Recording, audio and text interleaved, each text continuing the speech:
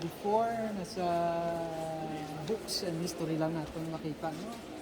So, never expected na nakatagto kita rin, nakarating kami dito sa original mission, actual research statues ng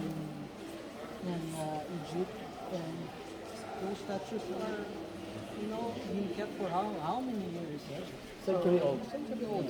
So, we are so grateful, so blessed na nakita natin.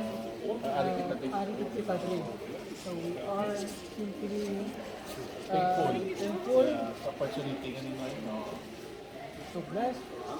So never in our wildest dreams na makita tayo sa udad niya. Sa Haro Plaza lang kita lang dito. So niya, ari nakita di sa... Siyempre, Egypt is the graveyard of civilization.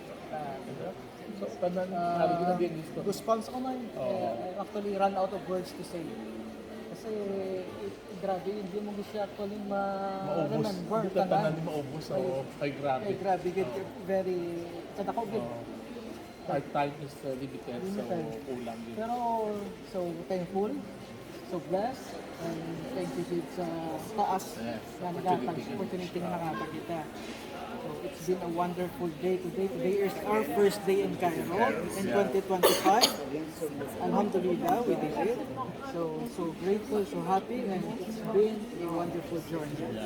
Ato ni. Ato ni. Tara, makapit.